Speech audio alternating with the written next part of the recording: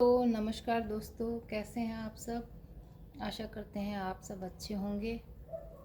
आज हम आपसे करते हैं एक ज़रूरी बात जो आजकल एक ख़ास मुद्दा बना हुआ है, बहुत बड़ी समस्या बनी हुई है समाज के लिए, देश के लिए और हमारे परिवारों के लिए भी।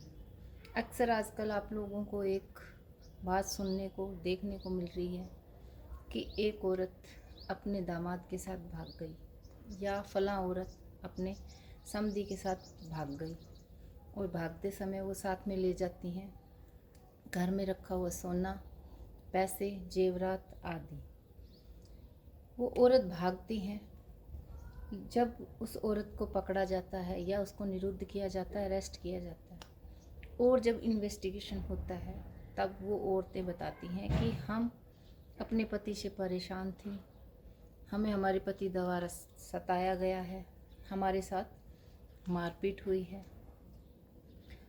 तो दोस्तों, ये बात मैं उन बहनों से, उन औरतों से जो घर से भागती हैं, उनसे ये पूछना चाहूँगी कि अगर आपके साथ कोई समस्या थी या समस्या है, आपके पति आपके साथ मारपीट करते हैं, दुर्व्यवहार करते हैं, आपको जेब खर्ची का पैसा नहीं देते, आपकी दैनिक चीज़ों की ध्यान नहीं रखते, तो ये कोई समाधान नहीं है उन चीज़ों से छुटकारा पाने का या उन समस्याओं से छुटकारा पाने का जो आप ये कदम उठा रही हैं।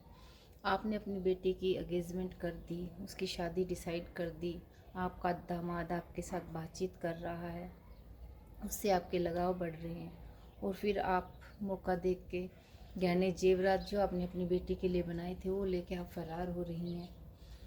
इससे ना तो आपकी समस्या का समाधान होगा, न आपका घर बसेगा, अपितु आपने अपनी बेटी की गृहस्थी बसने से पहले ही ख़त्म कर दी और उसके साथ साथ आपने परिवार में अपनी इज्जत अपने दांव पे लगा दी। आपको आपके परिवार वाले नफ़रत की नज़रों से देखेंगे, समाज में आपकी इज्जत कुछ नहीं रहेगी, आपके बच्चे आपकी कोई इज्जत नहीं करेंगे। आपने एक दामाद को आप लेकर भागी, उससे आपने एक रिश्ता बनाया, लेकिन आप ये सोचिए कि उसके साथ साथ आपने क्या खोया है, आपने कितने रिश्ते ख़त्म कर दिए हैं।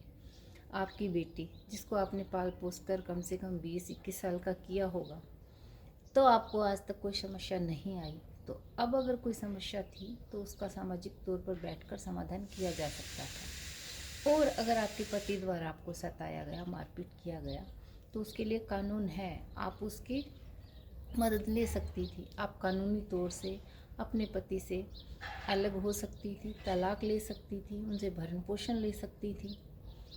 आपने ये सब उपाय नहीं किए। आपको उपाय सूझा तो ये कि अपने दामाद के साथ भाग जाओ, जो कि बिल्कुल गलत है। एक समाज में गलत मैसेज जाता है, आपकी इमेज भी खराब होती है। और अगर आपको आपका समधी में नज़र आया कि ये मुझे प्रेम कर सकता है, तो सोचिए कि आपने इस उम्र में आकर ही ये दोबारा प्रेम करने की क्यों सोची। और अगर ऐसा आपको लगा तो अपने पूर्व पति के साथ ये बातें करिए, उनसे आप कानूनी तौर से अलग होइए, फिर आप किसी निष्कर्ष पर पहुंचिए कि आपको नेक्स्ट स्टेप क्या करना है। आपको अपनी ज़िंदगी में दोबारा गृहस्थी बसानी है तो किस व्यक्ति के साथ बसानी है, न कि वहाँ जहाँ आपने अपने बच्चों के संबंध करने हैं, अपने बच्चों के रिश्ते करने हैं। अगर आप ऐसे गलत कदम उठाती हैं तो उसमें समाज में आपकी छवि धूमिल होती है, समाज आपको गंदी नज़रों से देखता है। तो आप ऐसा कदम मत उठाइए। अगर आपके अपने पति से मतभेद हैं, वो आपके साथ क्रूरता करते हैं, आपको पैसे नहीं देते हैं, तो आप कानूनी तौर से उनसे अलग होइए। कानूनी तौर से डिवोर्स लेने के बाद में आप कोई अगला स्टेप उठाइए। आप अपने परिवार से बात कीजिए कि आपकी यहाँ प्रॉब्लम है। यहाँ इस स्टेज पर आकर कि आप अपने बेटे का संबंध कर रही हैं या बेटी का संबंध कहीं कर रही हैं, फिर आप ये कदम उठाती हैं, तो ये आपके लिए गलत है, आपके परिवार के लिए गलत है, आपके बच्चों के लिए गलत है और आप एक रिश्ते के बदले कई रिश्ते खो देती हैं। तो मेरा उनसे यही कहना है, उन बहनों से यही निवेदन है कि ऐसे गलत कदम मत उठाइए। समाज ने, कानून ने, सरकार ने हमें बहुत सारे रास्ते दिए हैं, बहुत सारे उपाय दिए हैं उन समस्याओं से जूझने के लिए। आप कानून की सहायता लीजिए, मदद लीजिए, अपने परिवार में बैठ के समस्या का समाधान खोजिए। ऐसे गलत कदम मत उठाइए। नमस्कार।